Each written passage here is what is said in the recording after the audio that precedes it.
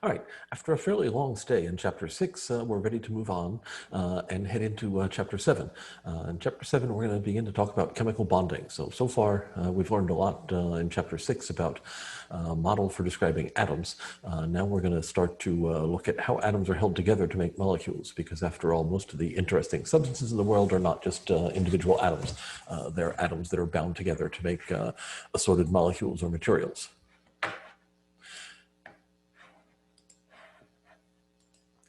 All right, so we're going to take up the idea of chemical bonding. First out, we're just going to start to look at what might cause two atoms to form a bond. Okay, the guiding premise for every chemical bond that forms is that a bond will form if the total energy of the two particles stuck together is lower than the energy of them as two separate particles. Okay, if their energy is lower separated, then they won't stay together. Right, that principle holds for every kind of chemical bond that we can consider. Right, we're going to start by taking a look at some of the actual energy numbers that would be involved, and the easiest case to think about is an ionic compound, in particular an ionic compound with a nice one-to-one stoichiometry, like say sodium chloride. Okay, so imagine that we're going to make sodium chloride by reacting sodium atoms and chlorine atoms. Okay, chlorine atoms obviously are not normally isolated atoms, but just for the sake of argument, let's just pretend that that's how we're going to do this. Okay, so we're going to take these and we're going to form just a single pair of ions, and that'll give us an NaCl unit. All right. If I wanted to think about what energy that would be associated with that, is that going to cost me energy or is it going to release energy?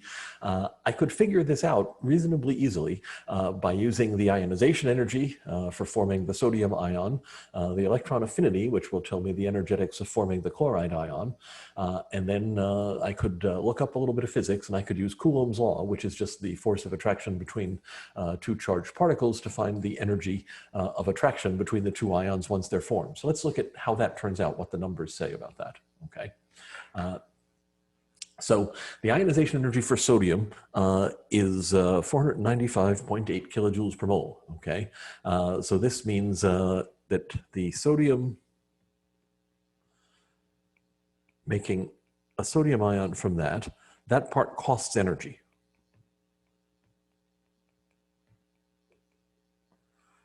Right? Because this says we have to put in those 496 kilojoules per mole to do that. Okay. The electron affinity for chlorine is negative. That means that when I take the electron from the sodium, say, and if I do Cl plus electron to make Cl minus, that part, that's going to release energy, meaning I'm going to get back a lot of the energy that it cost me to get the sodium ion made. Okay, so if I want to just make the two ions, they're still separated from each other. It will cost energy to do that because I have to put in 495.8 kilojoules to make the sodium ion. Then I get back 349 kilojoules from making the chloride ion. Okay, so at that point, I'm still out 147 kilojoules per mole, right? It still cost me that much energy. That's energy I had to put in. So far, my atoms were better off being separate. But now there's still two ions far apart from each other. Okay, if I let my two ions come together until they come into contact, I could use the Coulomb equation, which it's not important to us, the details of it. That's more for a physics class to look at. But in the textbook, we do lay out that equation. The energy of attraction between the two ions once they're formed is this number, 490.8 kilojoules, and it's negative, right? The negative sign, remember, means that that's energy that's being released. That means as they stick together, their total energy is going down, okay? So since this negative energy, this amount of energy being released, is greater than that positive energy up there, that means the overall process, starting from sodium atom and chlorine atom, and going to Na plus and Cl minus stuck together, that releases energy. So that says this bond wants to form. In actuality, the formation of sodium chloride from sodium and chlorine releases a lot of energy, and that is in large part because this again is a look at the structure of sodium chloride. We've seen this figure before, but if I pick out, say, this one right here as my sodium ion I want to look at, you can see there are 1, 2, 3, 4 chlorides right around it there. There's also one on the inside of the cube there that we can't see. And if my crystal kept going, there'd be one on the other side as well. So every ion is surrounded by 6 of the opposite ions here, right? And so that means the total amount of Coulomb energy released is going to be a lot greater than what we estimated when we just took the single pair of ions and stuck them together, okay? There's a way to calculate that because the structure of the crystal is repetitive, right? That takes into account the attractive forces between all the nearest neighbors and the repulsive forces between the second nearest neighbors and so on. And if we did that calculation, it's more involved, but it definitely says the process of making sodium chloride is going to release energy. It's downhill in energy, and that's why the bond forms. That's why we expect sodium chloride to stay stuck together and not to just dissociate itself into sodium and chlorine, right? That would only happen if we, say, put it in water where there were other forces at work. There's lots of bonds that are not ionic, okay? So I picked the ionic case to do first there just because that's the one for which figuring out the numbers is easy, all right? But consider a molecule like H2 or N2, a so-called homonuclear diatomic molecule. That's fancy chemistry book speak for 2 of the same atoms stuck together to form a molecule, right? In those bonds, it doesn't make any sense at all to say that one hydrogen atom will take the electron away from another so they can be H plus and H minus and stick together, right? Because there's no reason to think that one hydrogen is going to be able to take the electron away from another. They're identical atoms, right? Unlike sodium and chlorine, where there's a very different nature to those 2 atoms, it makes sense that the electrons could tell the difference between the 2 nuclei in that case, right? When we describe bonding in things like these homonuclear molecules, we usually talk about it in terms of electrons being shared between the 2 atoms rather than transferred or donated, okay? The word that is used to describe that is we talk about this as covalent bonding, okay? Meaning both atoms have a share of the electrons that are in the region between them.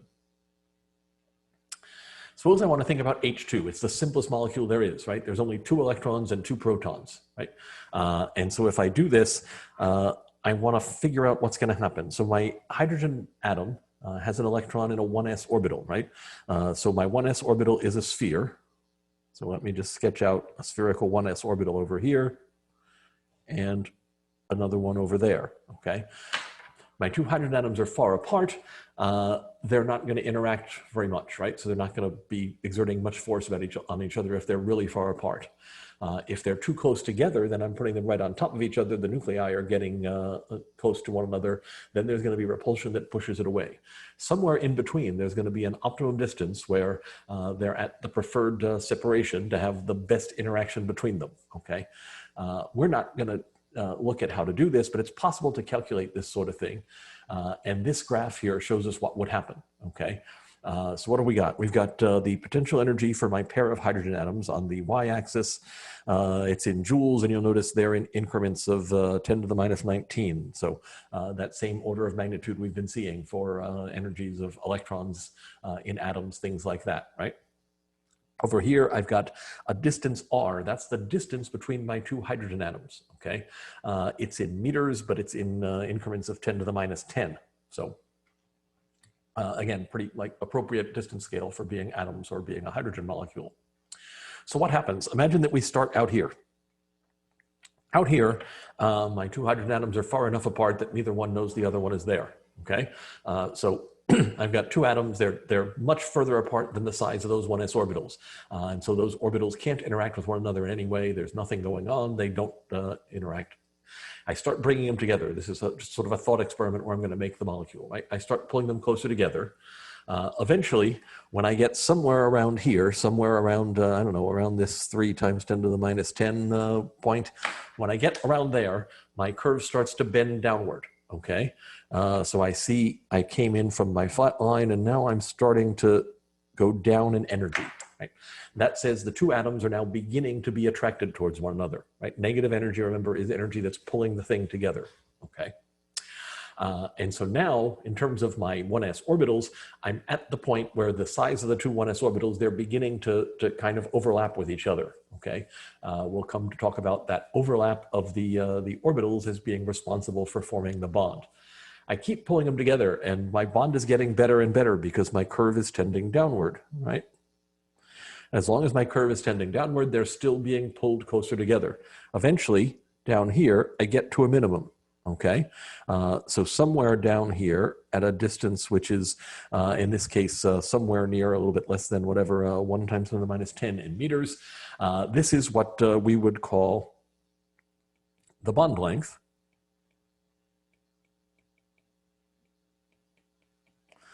So that's going to be the average distance between my 2 hydrogen molecules while they're stuck together, because they're going to try and hang out at the spot that minimizes their energy, okay? If I wanted to, I could also measure the y coordinate here, right? And that would tell me the bond energy, right? If I wanted to take this hydrogen molecule and break it in half, I would have to supply an amount of energy to get it from down here up to the point where it got up to the 0 line, because if it gets to the 0 line, then the 2 atoms are free to go their separate ways, all right? Back in my pulling of them together, suppose I didn't stop when I got to the minimum. Suppose I kept pulling them closer together, right? At this point, I'm going to actually have to start squeezing on them because they're going to fight back because now my curve turns upward. As my curve turns upward, that says the 2 atoms are no longer happy being that close together. Okay, the main explanation for that is I have the protons, the nuclei of the 2 hydrogen atoms, right? Those are very much like charged small particles. They're not distributed in space, smeared out like wave-like electrons.